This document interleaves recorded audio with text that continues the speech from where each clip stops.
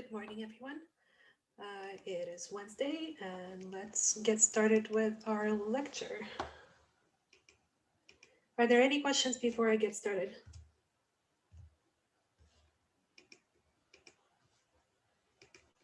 Okay, so a couple of reminders. We have a quiz that is due today. Quiz 10 is due today by 11:59 p.m. Quiz 11 opens tomorrow, well, at midnight tonight, and it's due on next Wednesday, April 7th. And we have the next to last participation assignment that is due today, and please complete it before 11:59 p.m. today. So two things are due today. It's quiz 10 and the participation assignment. So today I'm going to continue with the energy pyramids, well, with community and ecosystem topic, and proceed to preserving biodiversity. So I left off on Monday on this figure here, and this figure depicts the so-called energy pyramid. It sort of looks like a pyramid, and it visualizes the energy transfer among within the food chain. Okay, so the total energy pyramids represent energy stored at each trophic level. So we have primary producers as the very basic trophic level, primary consumers as the next one, secondary consumers consume the primary consumers there, and tertiary consumers consume the secondary consumers, okay? The total amount of energy that is trapped by all autotrophs in ecosystem is called gross primary production. So the total energy captured by primary producers is called gross primary production. And a reminder, only 2%, all of the energy to Earth comes from essentially from sun. And only 2% of the sun's energy is captured by the primary producers. Okay, 2%, very small, but primary producers are the ones that are supporting the rest of the life on Earth. So this 2% efficiency in capturing of the energy from the sun is enough to support a very diverse and abundant life on Earth. So autotrophs, or the primary producers, use much of this energy. Some is lost as heat and the rest is available to the consumers to eat. So only 10% of energy remains in the biomass of the consumers. So if primary producers capture 100 calories, let's say 10% of 100 calories, so only 10 calories will be captured in the biomass of the primary consumers, and 0.1 calorie will be captured in the biomass of the secondary consumers, and 0.1 divided by 100, and that's how much calories will be captured within the tertiary consumers biomass. So this energy pyramid, the thinking of the energy transfer in this pyramid scheme leads to an interesting topic, like what diet is most efficient for Earth? And the answer to that is pretty straightforward. Basically, plant-based diet is more efficient, is a more efficient energy transfer compared to meat-eating diet, okay? And the reason for that, let's think about in terms of the energy pyramid, okay? If plants store 100 calories in their biomass and people eat plants, then the energy that will remain in the human biomass will be 10 calories, 10% efficiency of transfer, okay? But if people eat meat, which is like, let's say people eat cows, so cows themselves capture, and the biomass of cows contains 10 calories that were consumed from 100 calories of plants. And if the human is eating meat only, then the biomass in the human will contain 1 calorie from the 10 calories of the cow. So the bottom line is, the lower you get on the food chain, the closer to the primary producers you get on the food chain, the more energy you will have. The higher biomass of humans, the higher population, let's say, can be supported if you kind of move down the food chain and stick to plant-based diet instead of the meat-based diet. Okay, so So, does it make sense to you guys? What questions do you have about food, energy, or energy pyramid?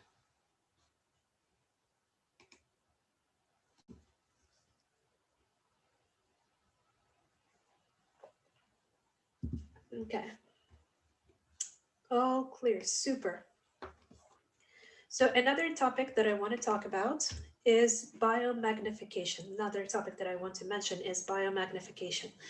So biomagnification concentrates chemicals at the highest trophic levels. When eating something, apart from energy, organisms also consume other substances.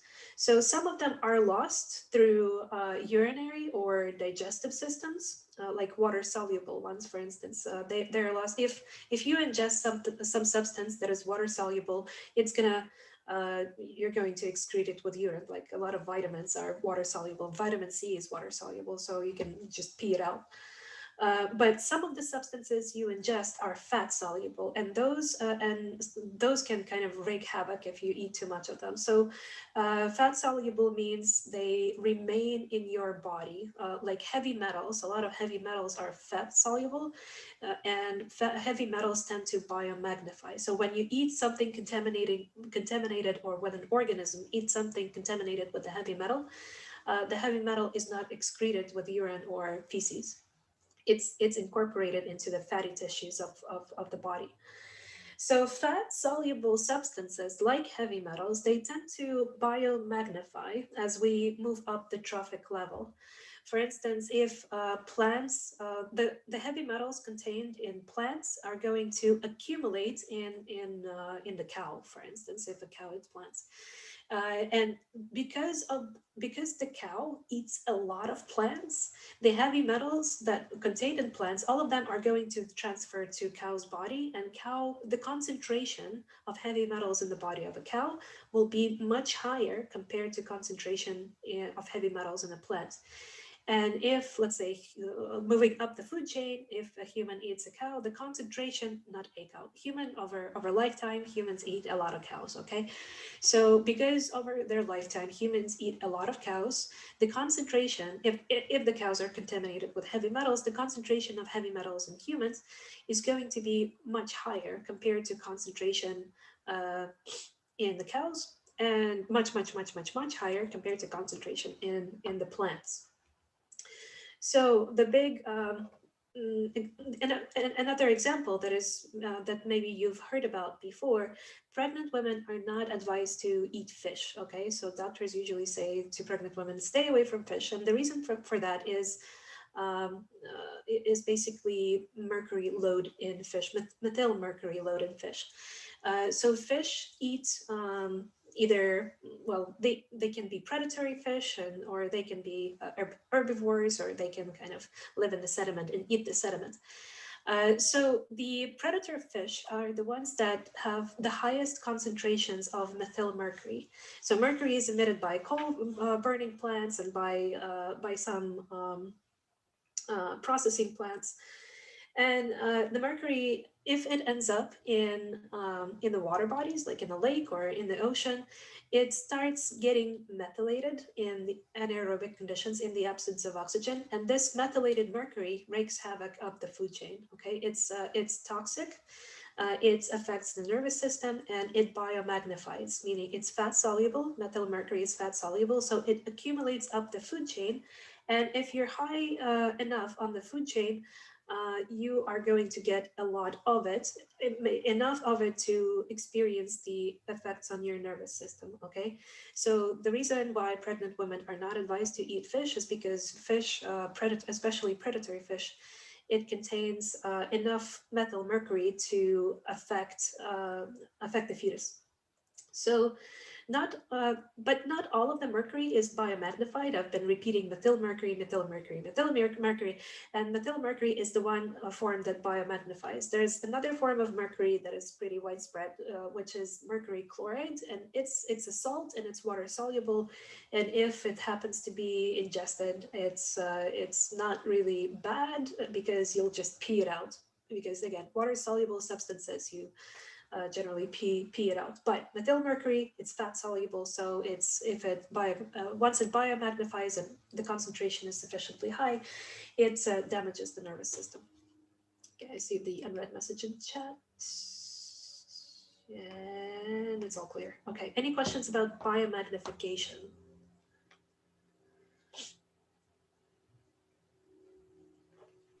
So what's bad about having a high metal concentration in your body? High heavy metal concentration in your body? Yeah, and like a human. Well, it depends on the heavy metal, but a lot of them basically affect the nervous system. Uh, Lead is another example of the heavy metal that affects the nervous system. So they kind of uh, don't make your life that good. They can cause the delays in development. They can cause well, nervous system is pretty important. Like if you have damaged nervous system, you cannot move as much. You cannot you have problem with vision. You have problems with lots of other important aspects of your life. So it's pretty generalized, and their heavy metal effects are often non-specific. Like they damage one whole system, and with appropriate consequences for that particular system. All right. Any other questions?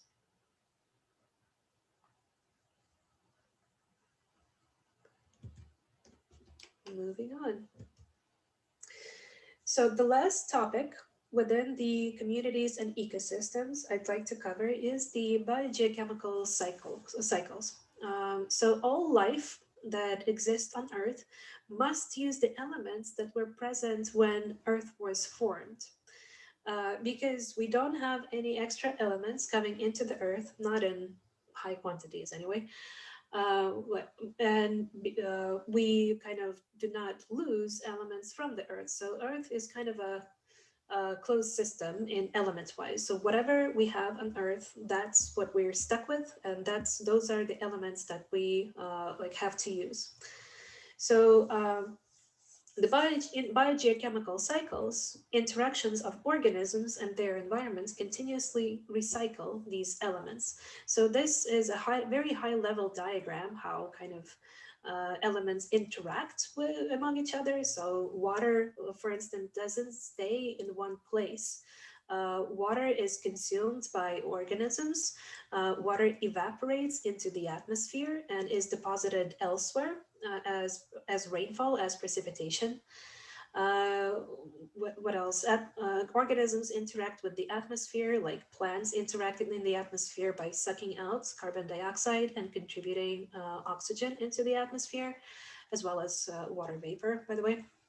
And rocks and soil do not exist independently from the organisms, atmosphere, and water. Water kind of gets into soil, and the soil stores some water, and rocks store some water in terms of like aquifers. Um, what else? And so I'm going to go over three examples of biogeochemical cycles, three important ones. And there is a fourth cycle that is important, water cycle, that I'm not going to cover in the lecture, but there is a supplementary video for covering the water cycle, and it will be on the exam, so make sure to review it. So the first cycle, biogeochemical cycle that I want to cover is the carbon cycle. So lots of carbon dioxide is stored in the atmosphere. Well, I'm saying lots, not in the absolute terms, but enough for the plants enough to support the abundant plants and algae. So carbon dioxide, uh, how it gets to the atmosphere. So carbon dioxide is emitted by plants, organisms, and living organisms, as well as combustion of the fossil fuels and so on. And carbon dioxide has been rising, uh, well, non-steadily. It's been rising exponentially since the start of the Industrial Revolution because of the all of the fossil fuel burning. And this rising carbon dioxide, it affects climate, and it affects circulation patterns and of through climates, through rising temperatures. So it's a greenhouse gas, in other words. So carbon dioxide is sucked out of air by plants, by primary producers via photosynthesis. And plants also, remember the plant cells, they also have like mitochondria, and so that, which means that they consume O2 and emit CO2. So part of the CO2 that was sucked out from the atmosphere by plants is returned to the atmosphere via respiration. So plants are from plants. The carbon goes into the bodies of herbivores, the organisms that consume plants, and also some plants are not consumed. A lot of plants are not consumed over their lifetime. They grow old and die, and once they grow old and die, they're eventually they decomposed. They're decomposed by the decomposers, and decomposers kind of transform the organic matter into CO2, and CO2 is returned to the atmosphere. The CO2 from the dead organic matter is returned to the atmosphere via decomposer respiration. Some of the carbon from the dead organic matter, if the conditions are lucky and right, it can be transformed into fossil fuels over thousands and thousands of years. Okay, and we mine for fossil fuels and we burn them, and this is how we return this carbon back into the atmosphere as CO2. So this kind of covers the terrestrial carbon cycle. Now the aquatic carbon cycle is somewhat different. CO2 can be dissolved directly into the ocean, and it can be emitted back if the concentration of the CO2 in the ocean is higher than in the atmosphere, then CO2 is returned back. So far, in the past decades, ocean has been very efficient at uptaking CO2 from the atmosphere and kind of dampening the effect of the greenhouse effect from the CO2 just by, uptaking CO2 from the atmosphere and dissolving it in its waters. But the issue with that is when CO2 is dissolved in water, CO2 does not stay as CO2 in the water. It's constantly kind of fluctuating from carbonic acid to back into CO2. So you heard the word acid there, and this is going to be the essence of the problem I'm going to describe. So the ocean waters are becoming more acidic, okay, because of the elevated CO2 in the atmosphere, which dissolves into the ocean. And because of the ocean is becoming more acidic, it has a devastating effect on many coral reefs, because the coral reefs, basically when they build up, a lot of calcium carbonates are present in the coral reef and kind of provide support for all the organisms, provide the substrate for the corals to live in, and for other organisms to live in. So if the substrate is gradually dissolved by the carbonic acid, then coral reefs are kind of being ruined. So this is like a major problem with rising CO2 levels in the atmosphere, is that CO2 is making ocean water more acidic, and which affects coral reefs, which kind of degrades the health of the coral reefs. So CO2 that is dissolved in the ocean can also be used up by algae, the primary producers of the aquatic environments. Okay, so the algae photosynthesize, and the organic matter that is produced by algae is then transferred up the food chain. So by organic matter, I also mean organic forms of carbon, is transferred up the food chain, and eventually the organisms get either eaten or die, and they sink to the ocean sediments. And as the ocean sediments layer and layer and layer onto each other, there is some compression going on, and the carbonate rocks form. And these carbonate rocks, they eventually water erodes them as well, and some of the carbon dioxide returns back to ocean surface and is emitted into the atmosphere. But mostly, ocean acts as a CO2 sink, meaning it uptakes more CO2 than it emits. Okay, so this was a very fast run through the carbon cycle, very important biogeochemical cycle on Earth. What questions do you have about it?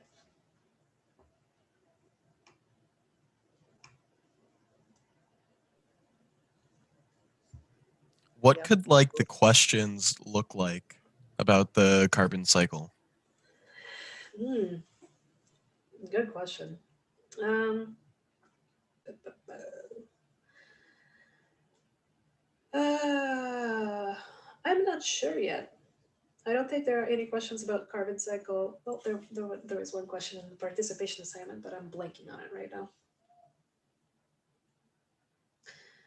It can be like, how does carbon, what are the sources of carbon to the atmosphere? Like, name all the things that contribute to increase of CO2 in the atmosphere. Name all things that remove CO2 from the atmosphere. So things like that.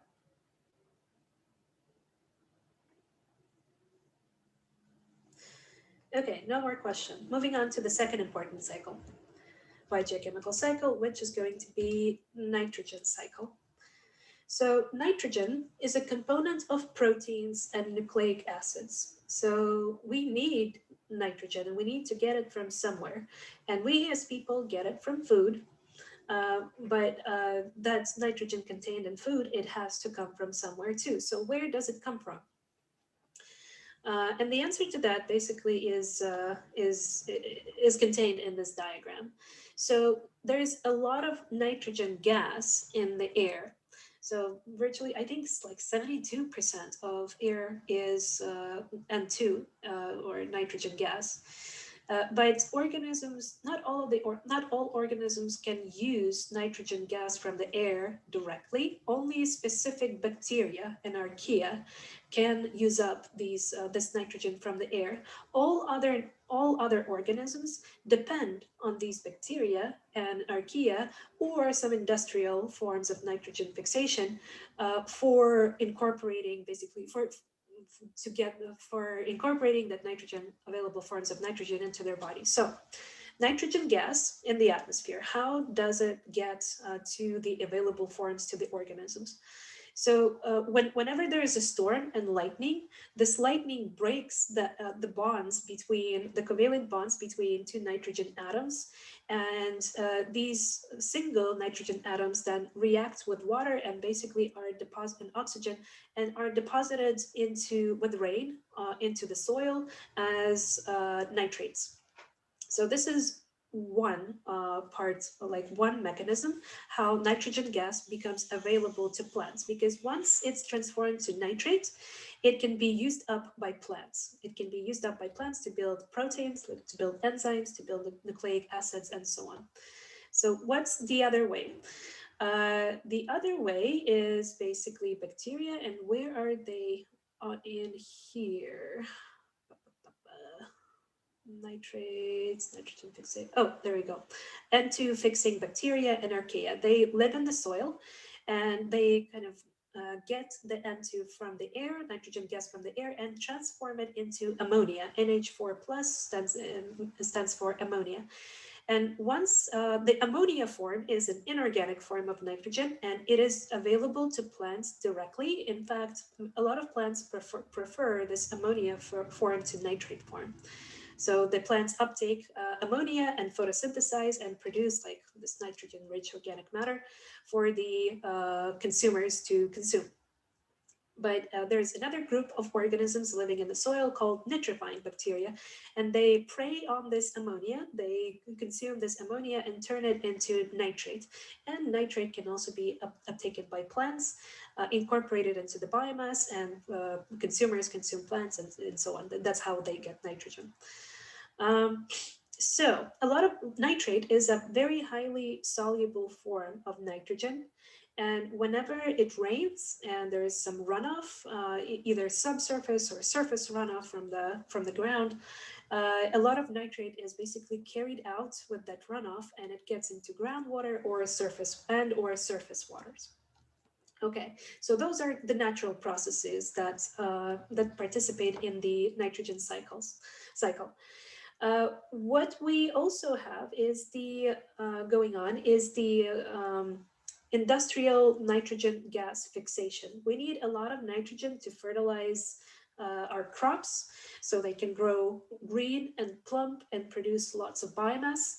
And basically, virtually all of the nitrogen-rich fertilizers that are applied in crops have been fixed industrially. Okay, it's not like natural. We build plants to fix nitrogen, and that is the nitrogen that goes into fertilizers.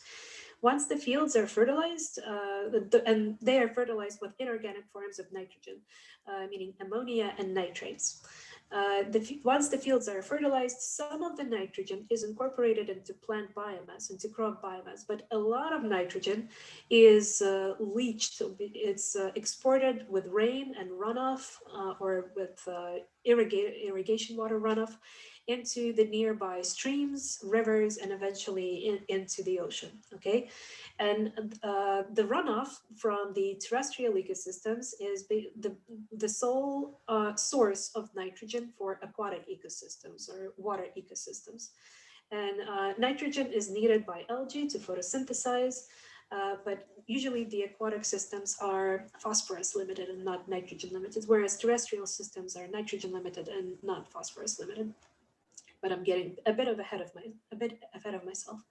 So finally, the third source of the nitrogen deposition is NO2 and other nitrogen oxides in the atmosphere. So we kind of emit lots of NO2s into the atmosphere, like not so much now, but earlier, back in the day, lots of like car exhaust emissions contained lots of nitrogen oxides gas. Coal burning has lots of emits a lot of nitrogen oxides into the atmosphere. So that those nitrogen oxides, they react with rainfall and they get deposited into terrestrial ecosystems and aquatic ecosystems with rainfall. So this has been my attempt to guide you through this diagram and explain like how does nitrogen gets deposited. What are the natural sources of nitrogen? How do we we are also artificially fix nitrogen and fertilize fields, and basically, yeah, and how nitrogen transfers across ecosystems. What questions do you have about nitrogen cycle? What was the first nitrogen source? Atmosphere. So there, 72% of air is basically nitrogen gas, N2. I have a quick question about the aquatic way of getting nitrogen back into the atmosphere. Yeah, go ahead.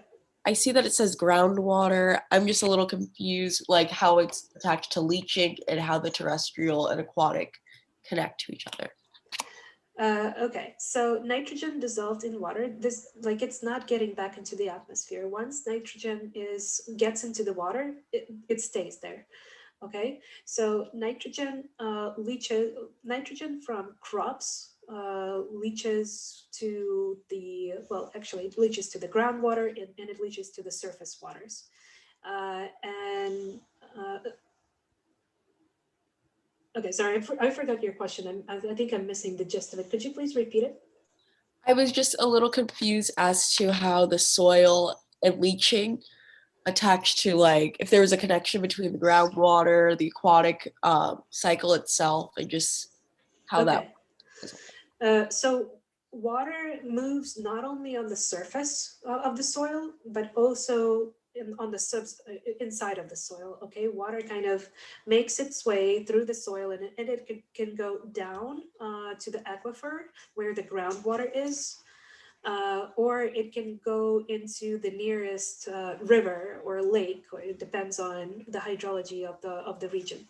So what the leaching means that basically nitrate contained in the soil moves with the water to the groundwater aquifer. And groundwater does not stay in one place; it also moves. Okay, and the groundwater kind of may feed into the nearby lake, or it may feed into nearby river, and basically that's it, or a stream in rare instances. So leaching means that the nitrate contained in soil is going to move eventually to the aquatic system. So the way that nitrogen gets back into the atmosphere is with, it's basically with bacteria. I'm looking for them in this diagram here. Huh. Oh, there we go. So aquatic food chain, and it shows that nitrogen gets back into the atmosphere, and it's, yeah, it's the link is missing here, but it's basically bacteria are responsible for providing nitrogen back into the atmosphere. Thank you so much. That makes more sense. Okay, great. I'm looking through the chat here. Alexander asks, what does that have to do with lightning? So lightning is the high energy process. Okay, so lightning is a very high energy area in the region, and the energy from the lightning breaks the covalent bond between two nitrogen atoms and nitrogen gas. And once those atoms are once the molecule of nitrogen gas is broken apart into nitrogen atoms react with oxygen and water. Well, they react with water because lightning usually occurs when it's raining. So the nitrogen molecules, atoms, I'm sorry, they react with water and get deposited onto terrestrial and aquatic ecosystems as nitrogen, as nitrate. Let me know if it cleared it up for you, Alexander. So do NO2 and other nitrogen oxides caused by combustion may make rain acidic? Excellent questions again. Yes, those are the ones. The nitrogen oxides are the gases that are responsible for acid rain, along for some sulfur containing molecules. Any other questions about nitrogen cycle?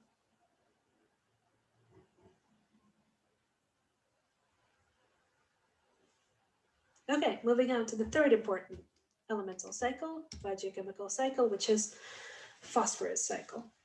So phosphorus is a component of nucleic acid. ATP contains phosphorus, adenosine triphosphate, remember? So ATP is a pretty important component in our energy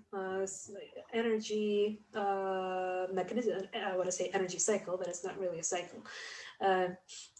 In our energy production, and membranes in the cells, in a lot of cells, membranes are composed of the molecules called phospholipids. So phosphorus is important to build nucleic acids. Phosphorus plays an important role in energy production. And phosphorus is important for cell constructions, for building cell membranes, okay? And most phosphorus is stored within rocks and soil. So most phosphorus is stored within rocks and soil. So, and one of the ways that we mine for what we get phosphorus is we as humans mine for it because we need a lot of phosphate fertilizers to fertilize our crops so we have food. So we mine for phosphorus and transfer it to croplands. And another way that the phosphorus is produced, the natural way, is basically weathering and erosion. So under the influence of wind and water, and lots of intense wind and intense water, rock weathers. Solid rock turns into basically dust. And this dust is very well liked by plants because they like phosphorus very much, as inorganic forms of phosphorus very much, as well as inorganic forms of nitrogen.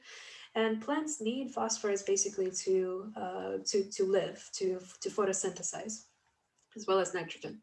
So once the plants acquired phosphates from the weathered rock that is contained in the soil, they produce their biomass, and consumers consume their biomass. And once the plants and consumers die, they kind of return the phosphorus into as organic forms into the soil.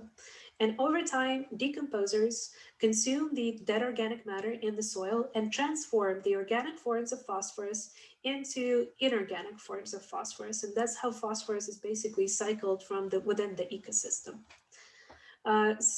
Some of the phosphates are leached from the soil and are transferred to aquatic ecosystems.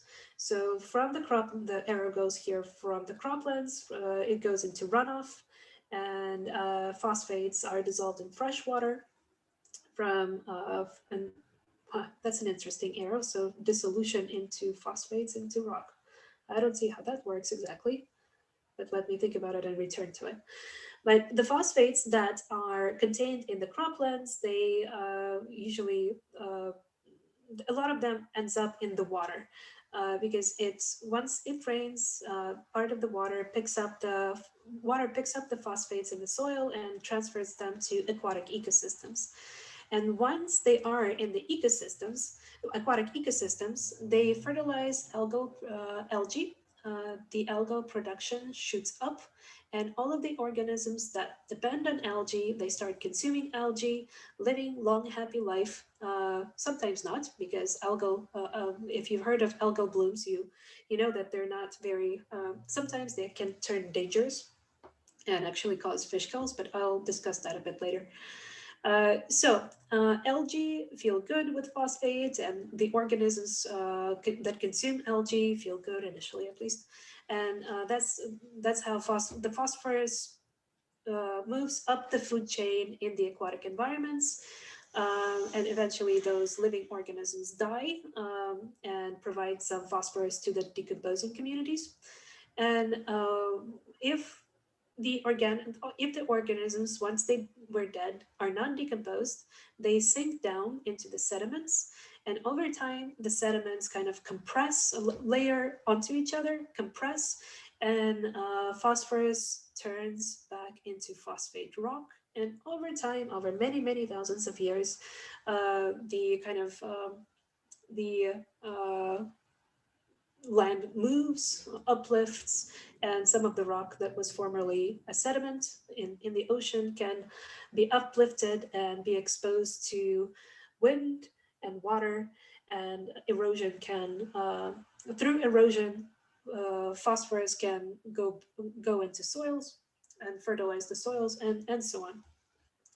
So this is kind of more complicated than carbon cycle, which I'm sure you're more familiar with, and sort of more complicated than nitrogen cycle. But the main difference between phosphorus cycle and nitrogen cycle is that bacteria cannot fix phosphorus from the air because there's no large amount of phosphorus in the air.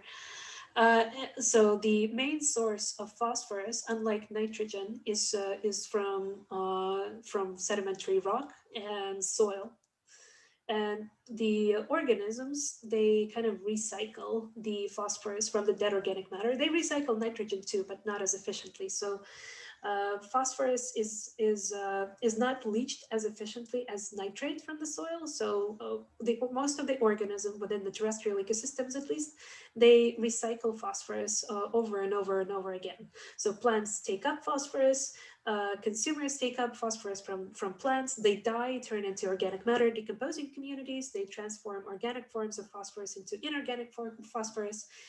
The inorganic phosphorus is picked up by plants, and the cycle repeats. So this part is important for kind of recycling the phosphorus within ecosystems.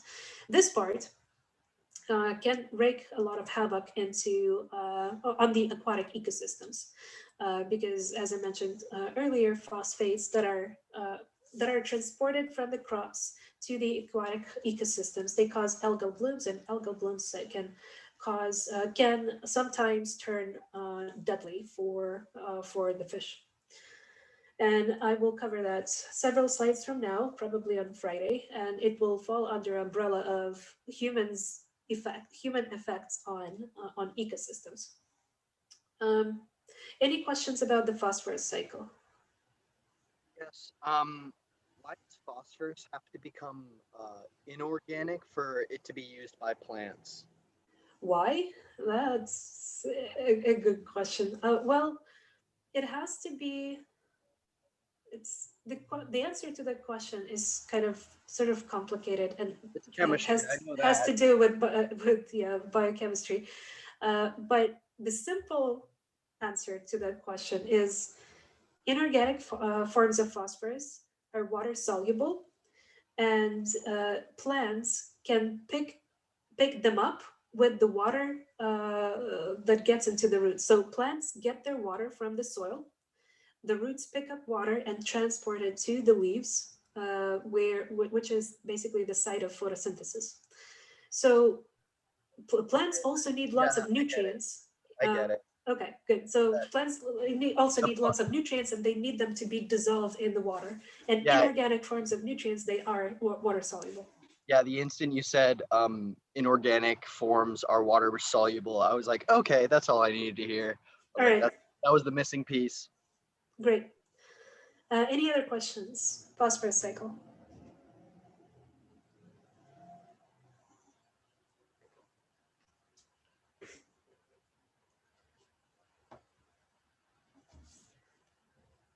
Okay, next topic, preserving biodiversity. So, getting into kind of gloomy part. Human actions often affect ecosystems. Like this albatross here, kind of you can see that it kind of died after eating plastic garbage in the ocean, which is evident once you cut it open. And the cause of this bird's death is kind of obvious. Many of our daily actions, though, are affecting Earth's biodiversity in ways that are harder to detect. So, in the following topic, I'm just I'm just gonna go over like how we've affected biodiversity and what can we do to preserve it. So biodiversity is the variety of life on Earth. Maintaining biodiversity is important since all organisms interact. And biologists, we measure biodiversity at three levels, at genetic levels, and species level, and ecosystem level.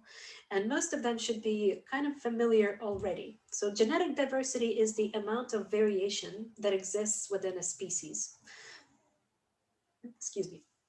So having a variety of alleles present is essential in order for population to adapt to changing conditions. So we've seen these ferrets before, and here there are only two alleles for a gene that encodes the color of the coat. But in for a lot of genes, there are more than two alleles available. So for a lot of genes, there are like hundreds of alleles that are possible, that are there in the population. And the higher the diversity, the higher the number of alleles within a population. Remember, the higher is the probability of survival of the species after some catastrophic change or after gradual change. So if some individuals within a population have the adaptation to the new unforeseen conditions, then there is a higher probability that a population or a species will survive as a whole. So to be clear, a lot of individuals would still die if something catastrophic happened and they were not adapted to it. But the individuals that would be adapted to the new conditions by chance would survive, thus kind of ensuring the survival of the species. Species diversity is number of species that occupy the biosphere. So this is the second type of diversity. On the previous slide, it was genetic diversity. Now this slide is about species diversity. And the more species in an ecosystem, the healthier and more flexible the ecosystem can be.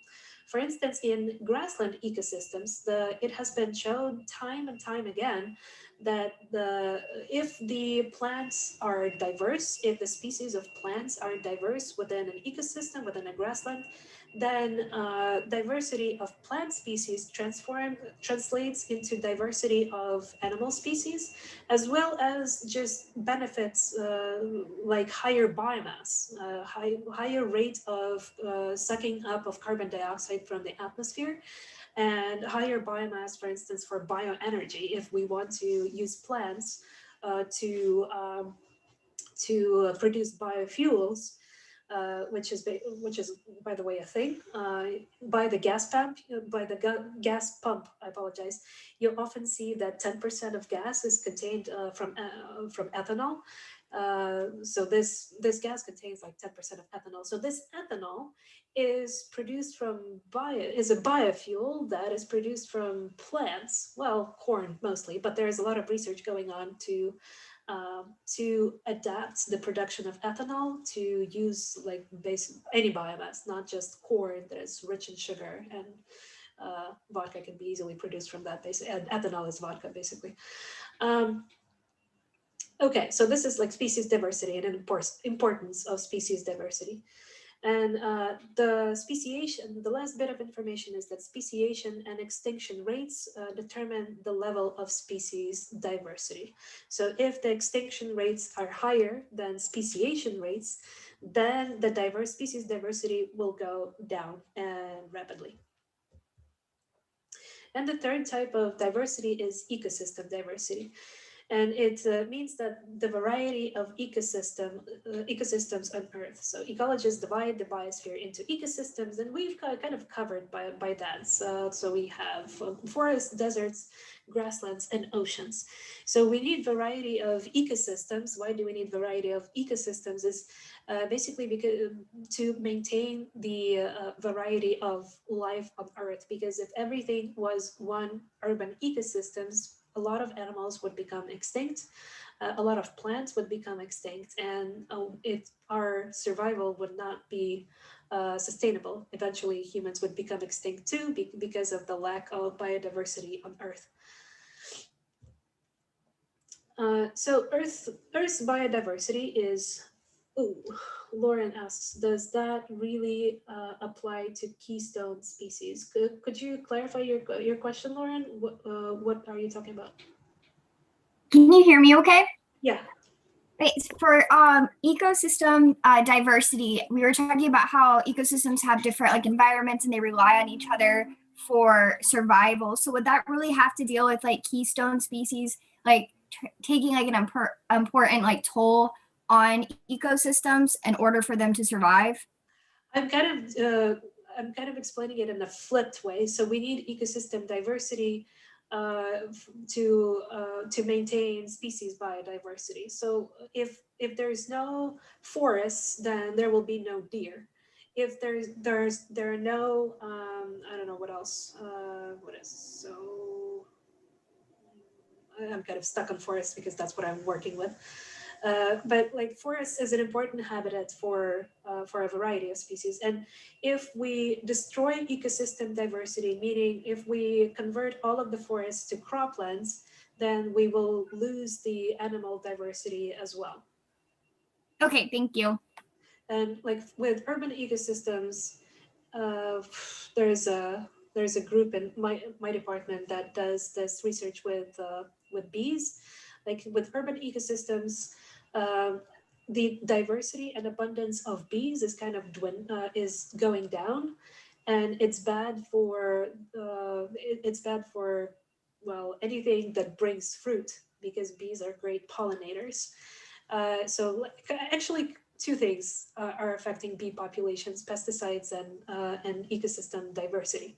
So apart from not using pesticides, a good thing to keep bees population size and diversity of bee species is basically not use pesticides and create these like natural landscapes in your backyard, like not just switchgrass, but Bermuda grass usually is a widely used lawn cover. And if instead of like uniform Bermuda grass, you decide to plant some natural flowers that are indigenous to the area, then you're helping bee populations and all other pollinator populations to survive. So overall, over time, you'll basically increase the yield of not only crops but also like fruiting trees and stuff around. Thank you. Okay, so 1 minute left. Okay, Earth's biodiversity is dwindling, and this is kind of bad news for us. So species throughout the tree of life are basically in peril, but some are harder hit than others. And so the current extinction rate of vertebrates is much higher than it was before human intervention. So this graph here shows the percentage of threatened species in each group. And the most threatened species are cycads, which are plants. The second most threatened species are amphibians, and those guys are threatened because of the habitat conversion. We are converting a lot of land that is inhabited by amphibians to other land use types, and this is contributing to their extinction. Virtually most of the species that are going extinct are going extinct because of the habitat loss, because we've converted their land, their habitat to something for our use. Or with corals, it's basically our amendment of the atmospheric chemistry, like elevated CO2. It affects the health of the corals. So it's 10:20, and which means I will pick up where I left off on Friday. All right. So any last minute question, guys?